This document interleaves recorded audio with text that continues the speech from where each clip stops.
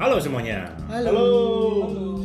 balik lagi bersama kita. Nama budaya, sangat kebajikan. Rahayu. Beresin dulu.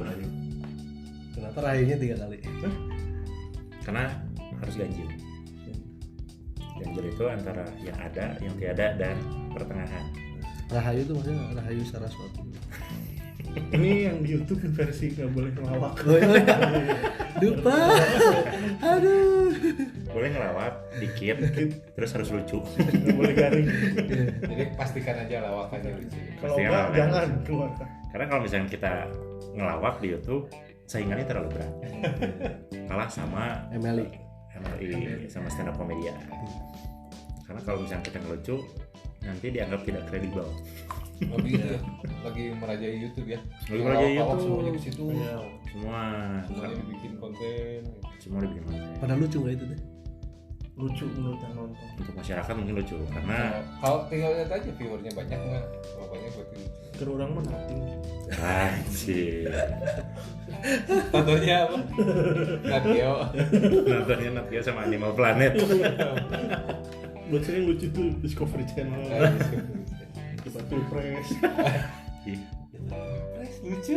Debat Pilpres lucu. Saya nonton live di TikTok gitu. Saya nontonnya ketawa-ketawa. Karena harus politik yang gembira kan. Iya lah.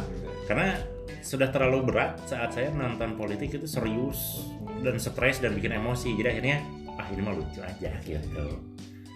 Dengan sudah stop dulu terus jadi panjangan. Oke semuanya, halo, masih bersama kita di obrolan Tapi. Oke, nah lanjut lagi kita akan membahas tentang dunia pendidikan.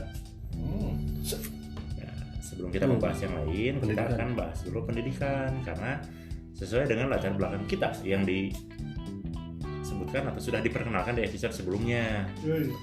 Jadi ada Mang Ubun, ada Om Panji, ada Mang Dikey, ada Om Oki. Omnya crossing ya, Om dan Emang. Kenapa sih begitu? Kenapa kalau nggak Om Mang gitu? Nggak Paman? Iya. Kalau paman Kenapa identik nggak dengan Wak? paman tat. Karena sebutan Mang itu sekarang sudah mulai melebur di wilayah-wilayah besar Indonesia. Iya. Mamang-mamang itu udah Kalau dulu Bukan kan, tukang dagang. kalau dulu kan terbatas. Terbatas. Tukang dagang gitu. tukang dagang. Kalau sekarang mamang-mamang itu jadi sudah sesuatu yang diterima dan itu keren. Sesuatu yang juga dipakai untuk respect Respect. orang yang Atau bicara atau bilang bilang panggilan kayak halo saya Ubun, teman-teman biasa manggil saya Lur bro Mang.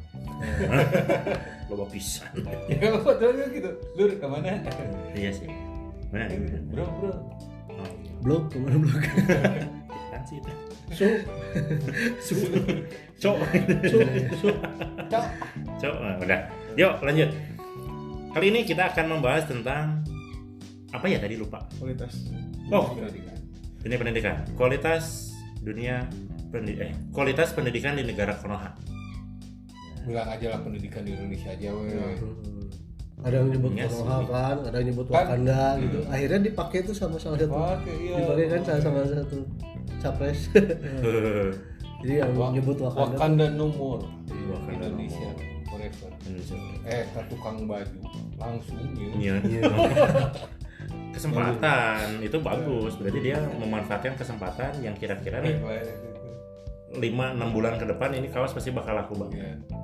Walaupun misalkan harga produksi mepet dengan keuntungan pasti laku, pasti keluar.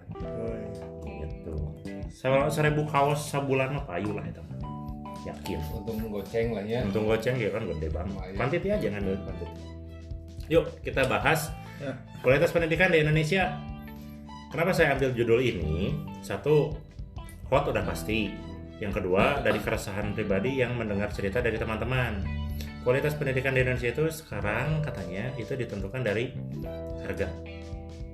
Ada harga, ada kualitas. Ya, jangan ngomongin kualitas deh. Apa tuh? Karena kualitas tuh kan kualitas pendidikan di Indonesia harus ada standar. Ya. Berdasarkan apa? Standar visa, standar apa? Oh yaudah nanti kita bahas. standar pendidikan yang bagus itu sebetulnya ke siapa rujukannya, dan pendidikan di Indonesia itu kemana arahnya dan atau dari siapa. Karena masyarakat yang saya lihat di komentar-komentar ya, di netizen lah biasa, kalau ada sebuah channel atau konten tentang pendidikan selalu banyak yang julid. Wah, pendidikan Indonesia tuh buruk lah, jelek. Kadang suka dibandingkan dengan Finland, dengan Denmark gitu ya, atau dengan Swedia, Norway gitu. Lu bandinginnya kok sama itu ya? Jepang, dan ada juga yang menyebut Singapura. Ada nggak yang bandingin sama Uruguay gitu? Pasti ngebandingin sama yang di atas. Iya, yang biasanya ya dia pasti di bawah lah. ya, itu kan pembanding. Lalu juga ada seorang konten kreator juga yang terkenal yang menyindir banyak banget petinggi-petinggi di Kementerian Pendidikan sampai ke level bawah, kepala sekolah, guru-guru yang selalu setiap tahun itu studi banding ke negara-negara besar yang tujuannya itu katanya studi banding. Tapi buat apa dibandingin? Karena memang tidak ada efeknya dan tidak ada dampaknya. Dibawa ke Indonesia pun itu tidak pernah diaplikasikan. Belum tentu relate. Belum tentu relate. Itulah kenapa ada lagu Ojo dibanding-banding ke. Betul. Karena kamu cuma satu. Nah, kali ini tisu kan? Hah? Tisu. Itu yang lalu. beli Basi. Oh ya, jangan keluar lagi, kecuali kepepet boleh. Yuk, kita bahas kualitas pendidikan di Indonesia. Siapa dulu nih yang mau bersuara? Pasti banyak lah ini mah. Ini mumpung ingat kan orang mungkin paling baru ya, baru jadi tutor gitu, punya murid yang gitu-gitu. Ya. Dan di lingkungan itu ada beberapa teman yang duluan jadi guru gitu di sekolah konvensional. Ada beberapa, terus dimanapun misalnya ketemu guru di mana lah, setiap ditanyain gimana sistem pendidikan di sini itu nggak ada yang memuaskan gitu. Maksudnya nggak, mereka tidak ada satupun yang saya tanya ya, tidak ada satupun mereka yang puas dengan sistem yang ada sekarang gitu. Entah itu apanya ya pasti beda-beda itu mah. Cuman ya pasti bukan hampir lah, bisa saya pastikan semuanya yang saya tanya itu dengan sampel random ada aja ketidakpuasan. Wah enggak gitu ya. Jadinya itu beberapa saat sebelum akhirnya saya jadi tutor gitu, ngajar. Tapi kan kalau ngajar mah sebatas sama hubungan sama murid. Kalau sistem yang secara mendalam kan belum terlalu paham lah ya. Cuman ya pasti ada yang salah nih di sini. Kok kenapa guru sampai semuanya bilang ada yang nggak beres gitu di sini gitu. Cari-carilah di mana sih masalahnya. Sebenarnya ternyata mencarinya tidak begitu susah. Ya. Ya gitu lah. Pasti gurunya guru sekolah formal. Iya, guru sekolah formal. Oke. Terus? Iya, maksudnya dari segi apa ya? Dari segi tanggung jawab, dari kurikulum lah, terutama paling banyak tuh dari kurikulum. Kalau misalnya dari pendidikan dasar dan menengah ya. Ya, tapi ya sekarang kalau saya sih pelan-pelan aja gitu, sambil merhatiin aja. Tapi ngomongin tuh kalau mau berbuat juga kayaknya susah deh. Susah deh. Mau berbuat sesuatu gitu. Ya maksudnya yang kalau misalnya sampai ke Masif lah. sampai ke ranah sistem gitu, kayaknya susah. Makanya yang kita bisa sentuh aja kita garap. Oke. Itu dari pendapat beberapa guru yang ditanya pendapatnya punya permasalahan yang sama, arahnya ke sesuatu yang sama juga. Ya lebih ke sistem ya. Lebih ke sistem. Ketidakpuasan terhadap sistem yang ada sekarang gitu. Oke. Yo, siapa lagi berikutnya? Siapa? Lu? Hah? Oh, gue. Lu. Ya kalau misalnya pelik lah gitu, rumit kalau misalnya ngomongin kurikulum, ngomongin sistem pendidikan, Ya. Kesejahteraan pengajar, Ya. kualitas lulusan itu kan ya mungkin dengan berbagai pertimbangan para profesor-profesor di bidang pendidikan juga kan sudah memikirkan yang terbaik Ya. buat bangsa ini gitu. Makanya mungkin ada jenjang kepangkatan, jenjang karir dari pengajar gitu. Ya. Dari dosen itu bisa jadi guru besar. Guru juga mungkin ada tingkatannya sendiri. Ya. Cuman mungkin yang hilang sih ya, maksudnya yang hilang yang saya rasain selama ini mengajar gitu, terus memantau ya maksudnya. Mantap. Dia memantau melihat berbagai sekolah gitu. Mungkin masih ada tapi rasanya tuh yang kurang beyond kurikulum, beyond sistem yang ada itu masalah hati bahwa pendidikan itu kan berurusan antara manusia dengan manusia gitu. Ya. Dan saat ini yang saya rasain itu sebenarnya hilangnya aspek hati gitu dan keikhlasan dari kegiatan belajar mengajar. Ya. Jatuhnya jadi profesi. Dan mahasiswa atau siswa itu, kalau siswa mungkin nggak terlalu banyak ke ini ya, nggak mencetak apa kan nggak ke arah sana ya. Ada parameternya sendiri kan ya. Tapi kalau di level perguruan tinggi itu banyak, tapi kenapa ya gitu, saya merasa sangat miris gitu karena seolah-olah kita menjadi pabrik SDM, menjadi pabrik yang mencetak sesuatu, padahal manusia itu kan nggak bisa dicetak, dilahirkan. Yang membentuk ya dirinya sendiri. Mau jadi apa gitu, mau seperti apa, mau dengan siapa gitu. Salah satu yang mungkin saya kritisin gitu yang sedang lagi berkembang sekarang ini adalah link and match, persoalan link and match dengan industri. Ya. Dan karena nggak semua perguruan tinggi, prodi, jurusan keilmuan itu harus mengikuti link and match dengan industri. Kadang nggak nge-link, kadang nggak nge-match. Ya emang mau semuanya mau semuanya diarahkan ke industri. Iya, diarahin ke Gitu. industri. Ya apakah emang semuanya harus diarahin ke industri? Itu kan temuannya kayak gitu tuh, atau ada ini nggak, maksudnya alternatif solusi gitu buat masalah Alternatif solusi sebenarnya memahami akar keilmuan itu sendiri, bahwa ada beberapa keilmuan yang sifatnya praktis, yang itu nanti dilindungi sama bukan dilindungi berada di bawah lingkungan pendidikan yang profesional. Ada yang sifatnya universitas gitu. Nah, universitas ini kan tidak bersifat link and match harusnya, karena universitas memang Tapi nggak dikasih pilihan. nggak dikasih pilihan. Memang harus link and match gitu. Ya sekarang kan vokasi sama universitas sama bedanya, semuanya link and match gitu. Semuanya harus link and match. Link and match. Kalau misalnya sekarang ngomongin misalnya filsafat, kan nggak bisa link and match dengan industri. Filsafat ya memang prodi filsafat itu menuntut teman-teman mahasiswa atau pengajar di sana untuk berpikir bebas, mencari tahu tentang akar dari sesuatu segala macam. Saat kuliah dia berpikir bebas, setelah lulus biasanya jadi terbang. Ya, lulusan filsafat karena gawe di bank. nah itu menjadi satu parameter yang saya anggap sebagai kualitas yang kurang bagus dari Iya. pendidikan. Ketika betul. banyak orang menganggap kuliah itu untuk mencari kerja, Ya.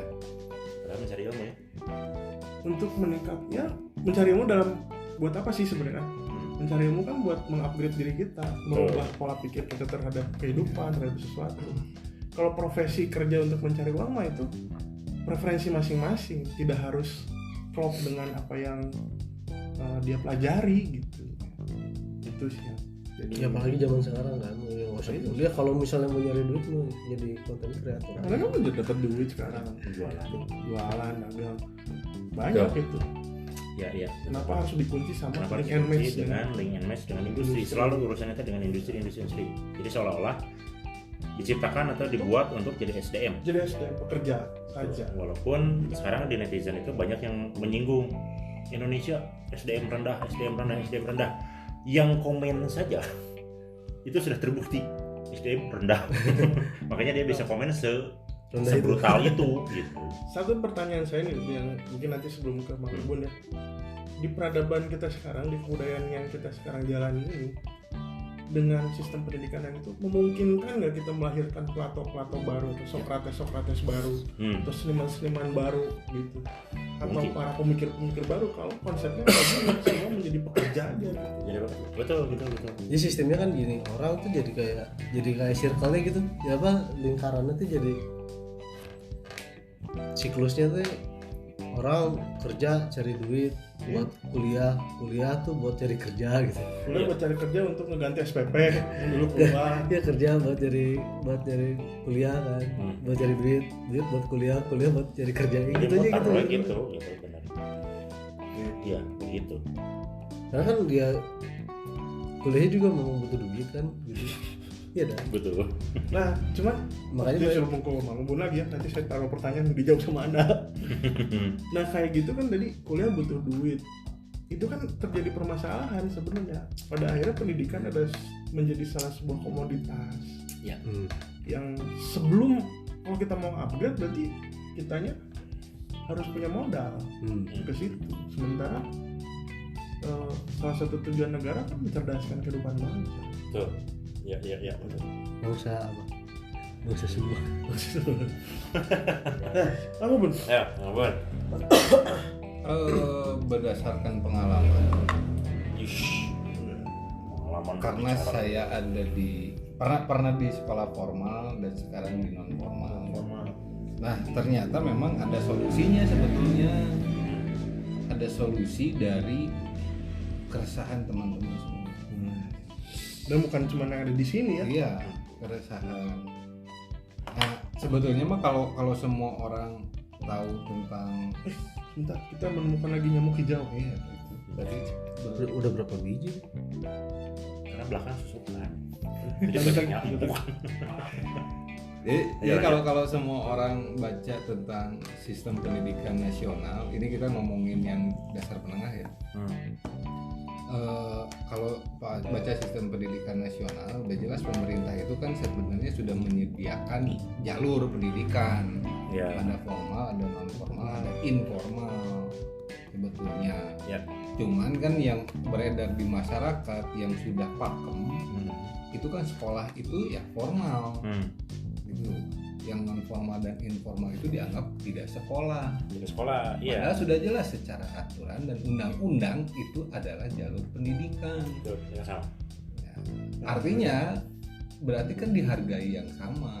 Memiliki kesetaraan. Ya, kesetaraan, dihargai yang sama dan sama di mata hukum. Nah, Gitu. Hukum itu apa? Undang-undang. Undang-undang. Nah, artinya begini, kalau misalkan tadi kasusnya Mang Dike, oh sistem pendidikan begini gitu ya, tidak puas dengan itu gitu ya. Ya karena berbicara dengan orang formal. Orang formal itu dia harus menjalankan berbagai macam instruksi yang memang harus sesuai gitu. Top down. Dan ketika diaplikasikan kepada peserta didik ke siswa, udah jelas satu kelas misalkan ada berapa, ada 25 orang. Betul. Dari nomor 1 sampai nomor 25 itu akan berbeda latar belakang, berbeda cara mendidik di rumah, berbeda minat dan bakatnya. Ya. Terus kemudian diajarkan dengan tipe yang sama, Ya. dengan model pembelajaran yang sama, ya nggak akan bisa gitu. Betul. Nah, saya melihatnya begini, setiap orang itu kan terlahir unik, satu dan yang lainnya berbeda. Meskipun itu Guru-guru kembar. juga sama, iya, berarti itu juga kembar. Guru-guru juga sama, unik, beda gitu ya. satu Meskipun dengan gurunya yang lainnya. kembar. Gurunya kembar. Nah, artinya kalau ngomongin kurikulum itu sebetulnya harus personal. Ya kan, tergantung dari ini si siswanya mau apa, dia minat bakatnya di mana, Ya. ya belajarnya di situ gitu. Itu kenapa kalau saya ngelihatnya ya formal itu tidak akan sesuai dengan zamannya suatu saat nanti Suatu gitu saat ya. nanti. Sudah terjadi. Iya, sekarang itu bukan inovasi kan, perpindahan dari sekolah formal transisi ya, dari sekolah formal ke non formal sejak COVID itu sekarang makin meningkat gitu ya. Apa yang non formal atau di homeschooling gitu. Itu banyak ya. Nah itu artinya banyak masyarakat juga yang sudah melek sebetulnya mah bahwa oh ternyata di sekolah formal tuh kita nggak bisa nih, nggak cocok lah gitu ya. Anak saya di sini gitu ya, kemudian dia cari-cari info, oh ternyata bisa nih orang tua yang jadi gurunya gitu ya, atau mengundang tutor ke rumahnya, terus keinginan kurikulumnya tuh ABCD gitu ya, ada requestan jadi dimodifikasi gitu. Walaupun secara aturan hukum gitu ya, tetap kita mengikuti sistem pendidikan nasional yang sudah ditetapkan.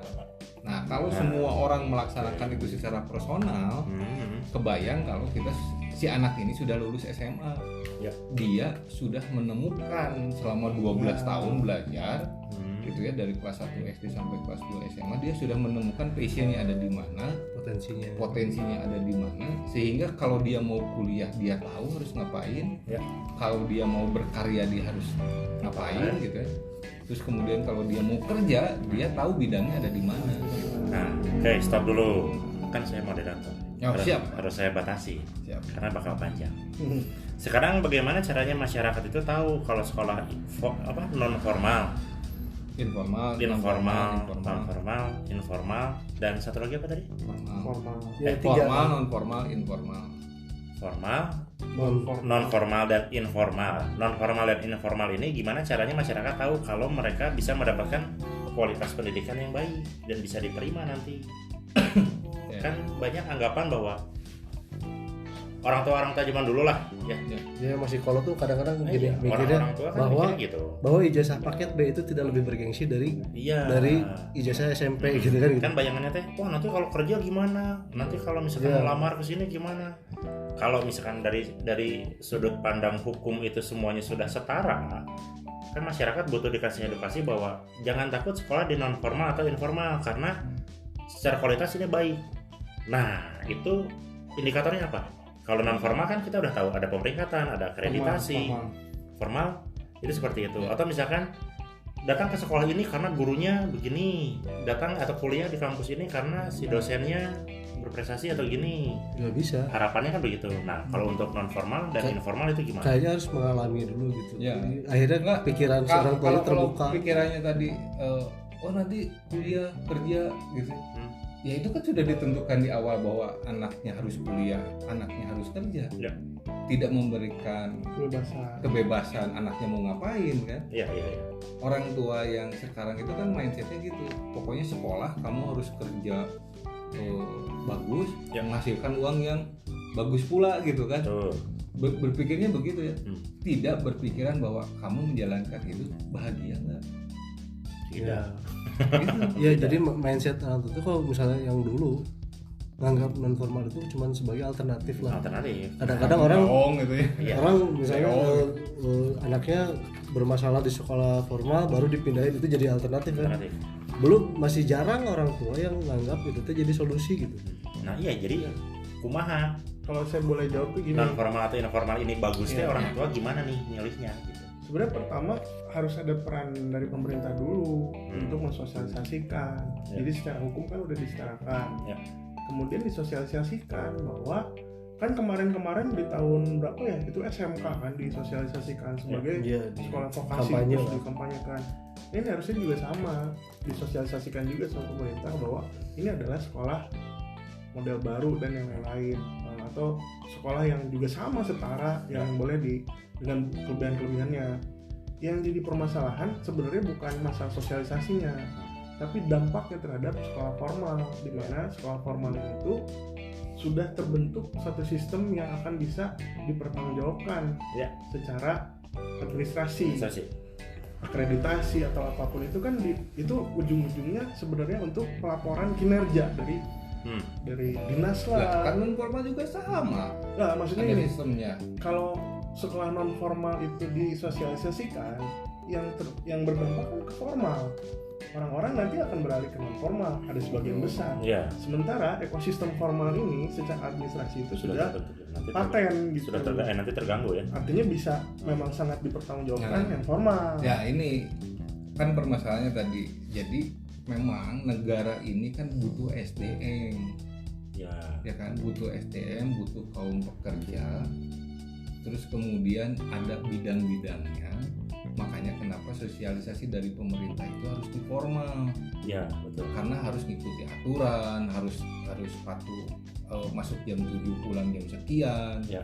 harus pakai seragam yang sama. Ya. Jadi sehingga ketika dia jadi SDM dia bisa ngikutin aturan di perusahaan-perusahaan itu, nggak kaget lah ya. nggak kaget. Tapi kalau anak non formal atau anak informal yang di awalnya memang kamu eksplorasi, belajar apapun ke siapapun dimanapun gitu, ketika dia bekerja dia akan dengan gayanya sendiri, Ya. masing-masing akan berbeda dan itu nggak akan bisa masuk di dunia kerja. Jatuhnya kan pemerintah maunya kayak gimana? Iya. Bentuk ke masyarakatnya. Hmm. Mau memang benar-benar memajukan manusia Indonesia sebagai manusia atau mencetak pekerja tadi yang Iya. melayani sektor-sektornya pemerintah Iya. yang sebenarnya awalnya sekolah di Indonesia kan dari situ mencetak Iya. pembantu-pembantu karyawan-karyawan pentenar itu kan untuk Hindia Belanda mau Betul. merubah nggak ini gitu Nah, perkembangan zaman yang ada perkembangan sekarang. zaman yang ada. Kalau sedikit mungkin kayak misalnya ya kalau mau berkaca mah yang sekarang kan berkaca ke negara-negara maju lah misalnya. Sektor swasta itu adalah sektor yang harus dimajukan kan oleh Ya. negara. Iya, betul. Sektor publik, sektor pemerintah itu adalah pilihan. Betul. Karena kita ngomong ke APBN kan swasta yang akan menghasilkan APBN untuk negara. Iya.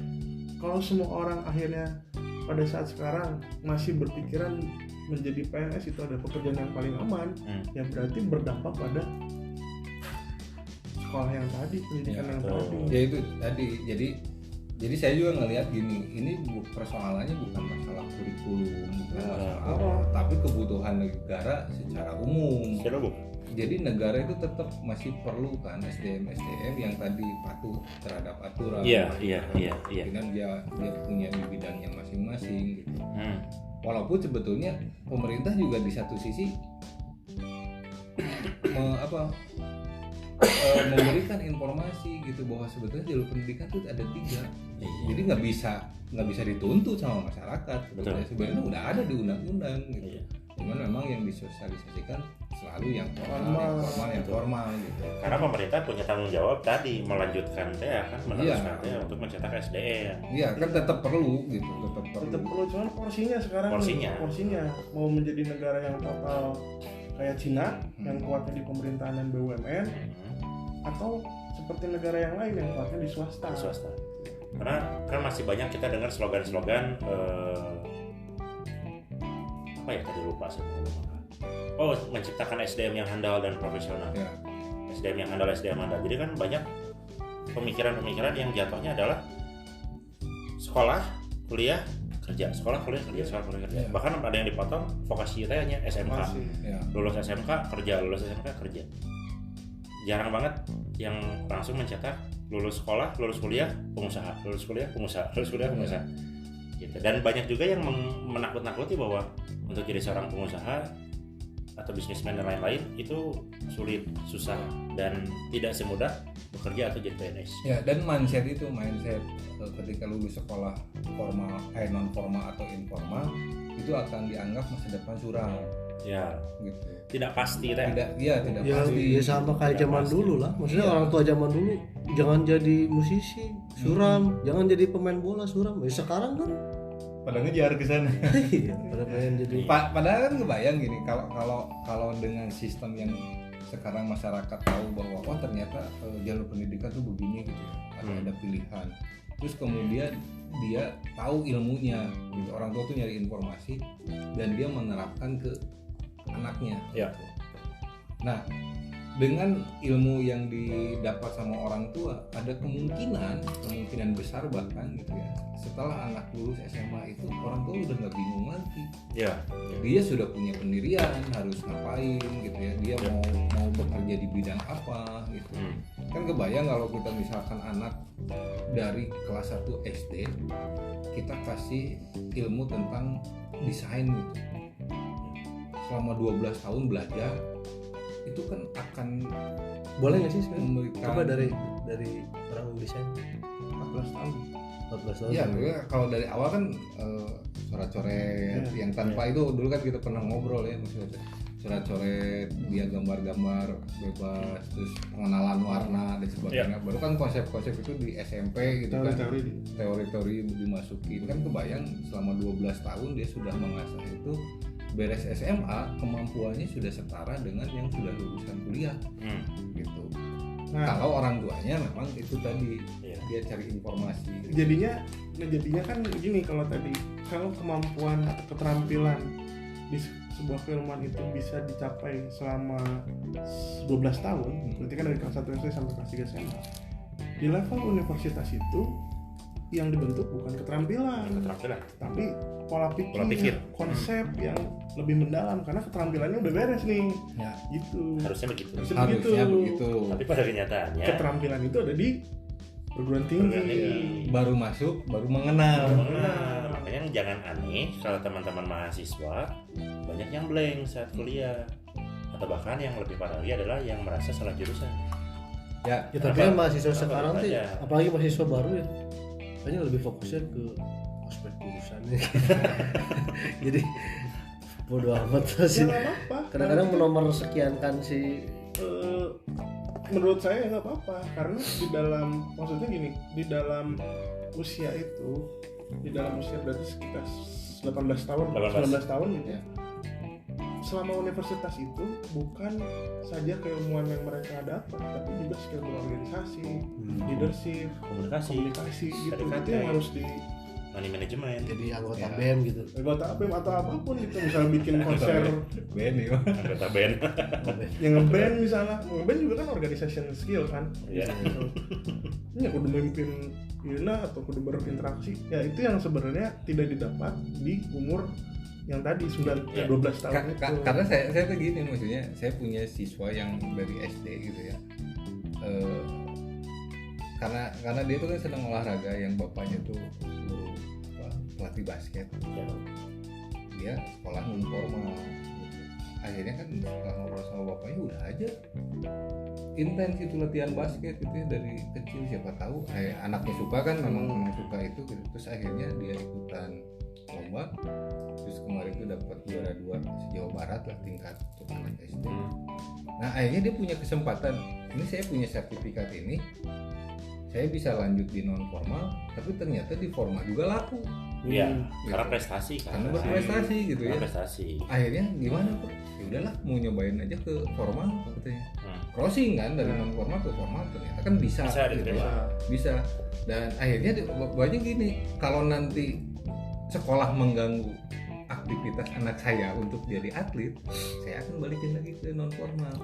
Nah itu kan jadi pilihannya jadi lebih luas sebenarnya. Iya, tapi dengan catatan ada prestasi. Ya, iya ada prestasi. Kan kalau misalkan sekarang kita lihat di masyarakat juga banyak yang anak-anak bingung kan. Iya. Mereka tidak punya prestasi apapun. Ya tapi karena itu kemudahan. kadang-kadang kan ada tekanan orang tua sebetulnya.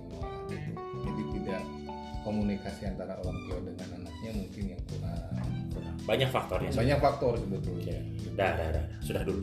Nah, itu kan tadi dari sudut pandang sekolahnya, formal, non formal, informal. Masalah tadi sudah dibahas banyak banget. Sekarang kita beralih ke detik-detik terakhir mengenai pengajar. Sebetulnya pengajar, guru, tutor, dosen yang baik itu yang seperti apa? Ini seperti saya. Karena belum beres. Karena mau nggak mau ya, kalau dilihat dari kenyataan seperti pernah dibahas oleh beberapa orang-orang besar gitu ya, itu banyak yang pada akhirnya adalah memilih jalur ini tuh sebagai profesi karena kebutuhan uang. Dan ada quotes yang bagus, minat untuk menjadi seorang guru di Indonesia itu rendah, tetapi hasrat untuk menggurui itu besar. Gimana?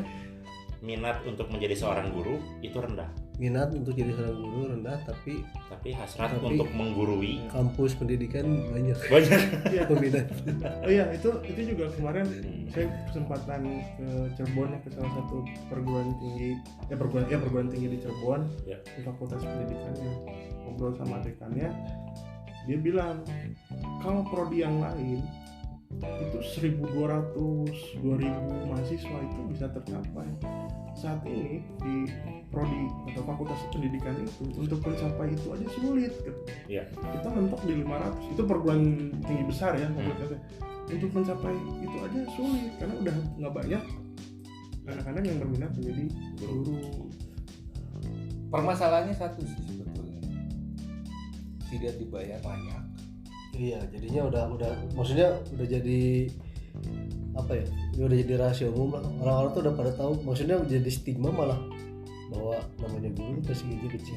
Guru gaji Gini, kecil. ada lulusan S1 sarjana ya, maksudnya S1 yang ngajar di pedalaman Ya. atau di daerah lah pinggiran, itu gajinya per bulan nggak lebih dari 10 juta, Iya, kecil banget. bahkan ada yang 500, 300. Iya. Terus kemudian beberapa hari yang lalu saya lihat berita masalah demo guru Nggak, bro. yang menuntut UMK sekian gitu Iya. Kenaikan UMR. kenaikan UMK sekian gitu, terus kemudian sudah diputuskan dan demo lagi kemarin gitu. Iya. Iya, Nah di sudah- satu sisi saya sudah memiris macam. gitu bahwa anak-anak yang sedang demo ini dia tuh harusnya kan ada di sekolah anak-anaknya gitu ya. Iya. Dan dia diajar oleh guru yang tidak dibayar dengan layak. Iya. Gitu. Ya gimana kita akan menghasilkan SDM yang bagus kalau si gurunya itu juga memikirkan gimana dapur tetap ngebul gitu. Jadi kalau gurunya dibayar layak seperti di luar negeri lah ya, Luar negeri juga enggak.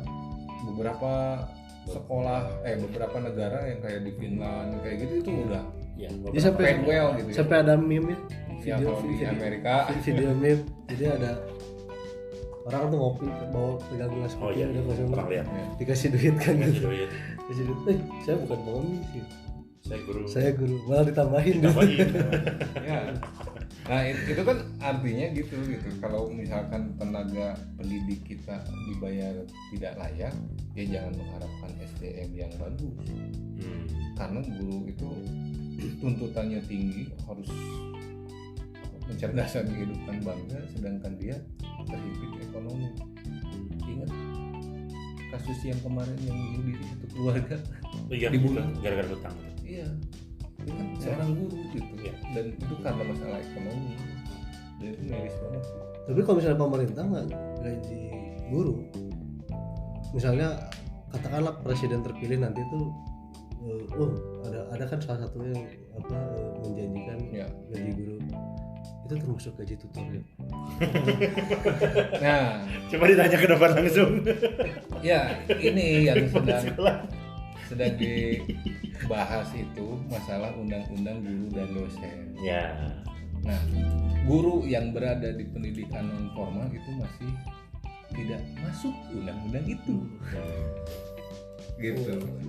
Jadi pemerintah nggak ngerti ada tutor. Nah, itu kan berarti si pemerintah ini dia tuh nggak tahu bahwa di dunia pendidikan, di undang-undang sistem pendidikan nasional itu ada 3 jalur pendidikan dan masing-masing itu punya Bahkan, tenaga iya, kependidikannya gitu. Orang-orang pemerintahan aja nggak semuanya ngerti. Ya. Betul gitu. Orang pemerintahnya saja kan lulusan sekolah formal, jadi nggak tahu nah. Jadi kalau misalnya menjadi guru yang baik sih, saya balik lagi ke pertanyaan tadi kan ya, Ya. guru atau pengajar yang baik. Kalau saya sih balik lagi ke identitas bangsa sih. Ya maksudnya kita punya semboyan tuturi handayani, Ngarso Sintulodo, Nadia Mangankarso, ya itu udah jadi semangatnya guru-guru dan dosen-dosen gitu Ya. untuk berjalan di platform itu. Nah, masalah gaji ya sebenarnya sampai kapan? Kalau dari sudut pandang saya sih sampai kapan kita mau menuntut pemerintah untuk situ? Tapi kalau misalnya nggak bisa mengaji dengan layak, ya udah kurangin bebannya, kurangin administrasinya sehingga guru-guru sama dosen-dosen ini bisa mencari penghidupan lain di waktu-waktu luangnya, kurangin administrasinya. Win-win solusinya begitu ya. Kayak ngajar seminggu 2 hari Iya, gitu ya. gitu. Sisanya Sisanya hari. kayak sekarang efektif nggak sih si guru itu harus standby dari jam 8 sampai jam 5? Iya, itu Iya. sekolah Terus formal dari gitu. jam berapa sampai jam itu? Padahal ngajar sehari cuman Berapa hari gitu? berapa jam. Berapa jam? Sehari paling 3 jam. 3 jam. Orang sih ngomong di wilayah perguruan tinggi gitu ya, misalnya. Kita punya beban penelitian, ngabdi masalah dharma perguruan tinggi lah gitu. Iya. Dari situ pun sebenarnya kalau kita bisa kalau si dosen-dosen ini bisa, dan banyak sebenarnya udah banyak dosen-dosen yang bisa memanfaatkan tridharma perguruan tinggi ini menjadi penghasilan tambahan, Betul. riset yang akhirnya dibeli industri, Betul. pengabdian yang nanti didanai oleh hibah, yang asal yang tadi Berat beban. lah itu. Kenapa? Berat ya Tridharma. Enggak, kalau beban kerja administrasinya Administrasinya dikurangin. Hmm. Persoalannya kan adalah masalah pelaporan itu aja. Iya, banyak Guru kan banget. sama kan, Sama. pelaporan. Ya udah, kalau nggak bisa menggaji guru dengan baik atau dengan sejahtera, pangkas Iya, ininya apa namanya tuh, beban beban kerjanya. kerjanya. Jadi jangan banyak mintanya aja gitu. Itu kenapa saya sudah menerapkan di lembaga saya. Hmm. Guru itu tidak ada urusan dengan administrasi yang harus dibuat. Hmm. Full ngajar. Hmm. Udah aja. Dan upgrading diri kan. Gitu. Iya, upgrading diri itu penting banget. Itu banyak yang akhirnya dilupakan sama para guru atau dosen yang ada di Iya. Indonesia. Tanpa merendahkan siapapun, misalnya lulusan S3 yang termuda gitu ya, misalnya dia S1 lulus S1 langsung S2 langsung S3 Iya. terus jadi dosen. Buat saya pribadi yang akhirnya turun kan mungkin dalam tanda kutip hanya sebagian besar teori kan. Nah, pengalaman upgrading dirinya sendiri di wilayah praktikal, dia sebagai pakar dari keilmuan yang dia dalami itu ada kemungkinan belum teruji. Belum teruji. gitu. Iya. Nah, untuk sampai ke situ ya bebaskan dari hal-hal administrasi.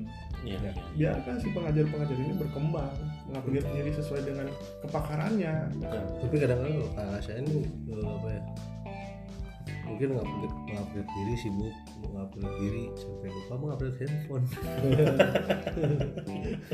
Curhat ya. Pak Kepala tolonglah. Cuman ini untuk pemerintah ini. Sudah. Untuk pemerintah, cobalah tutor itu agak ini. Jadi dimasukkan selain guru, dosen ada juga namanya tutor. Nah, tolong diperhatikan. Tolong, maksudnya baca-baca lah dikit lah. Iya. Ada di dunia ini tuh ada yang namanya tutor Betul. gitu. Selain guru dan dosen. Oke, sip gitulah. Ya, jadi eta permasalahan pendidikan di negara Indonesia tuh banyak sebenarnya. Betul. Untuk pemimpin terpilih nanti tuh PR-nya banyak. Banyak. Masalah pendidikan, masalah rohingya, masalah kerja, sumber daya alam. Sedikit lagi. Kan kita ngomong 2045 itu Bisa Golden maju. memory. generation. Mencapai itu kan ya dengan yang pernah Generasi kita emas. bahas. Salah satu faktor penentu itu kan pendidikan. Sekarang Betul. Kalau pendidikannya tidak berhasil, kita ada. surplus SDM Ya. yang tidak kompeten. Percuma akhirnya. Oh, jadi ada PR lagi. Gimana caranya profesi guru, pengajar, tutor, dosen itu bisa seseksi PNS atau pegawai BUMN sampai akhirnya diperebutkan sama banyak orang. Oh, saya pengen jadi pengajar yang baik untuk meningkatkan pendidikan, untuk membangun bangsa dan negara, itu penting. Ketika dosen dan guru itu dibajak antar sekolah berarti kondisinya bagus. Kondisinya bagus, Oh. benar. Saling membajak, Saling membajak. Saling membajak. bukan saling menolak ya. Karena kan kasihan guru kalau tuntutannya tinggi, administrasi iya, ngajar harus bagus, siswa harus sukses, tapi digaji ala kadarnya. Iya. Ya, guru juga punya harga diri ya. Betul. Ya. Makanya itu tadi pekerjaan guru jadi tidak seksi itu karena itu. Itu Iya. menurut orang seksi sih. Tergantung Sebagai siapa yang ajar. Tergantung kan. Jadi kan yang seksi itu guru dan dia PNS. Iya. Ya karena Udah. Iya sih. orang kan tidak tidak berminat. Ya, maksudnya kalau misalnya tidak berminat pada suatu hal kan mau mungkin digawean ya gitu. Betul. Iya. Dan nyatanya sekarang orang enjoy mengajar. Oke, jadi begitu. PR-nya masih banyak ya buat nanti para pemimpin yang terpilih salah satunya adalah mensejahterakan guru, pengajar, tutor, dan dosen. Jadi siapa tahu kalau misalkan akar permasalahannya sudah bisa dihadapi, bisa dituntaskan, nanti akan beriringan dengan peningkatan kualitas SDM, pendidikan dan lain sebagainya. Oke, terima kasih banyak. Kalau masih mau dengerin kita ngobrol, pantengin terus YouTube kita. Kalau misalkan mau dengerin obrolan kita yang lebih santai, jangan lupa dengerin podcast kita bisa di Spotify atau aplikasi podcast kesayangan kalian. Sampai ketemu lagi di episode berikutnya. Masih bersama kita di obrolan. Sampai. Bye bye semuanya.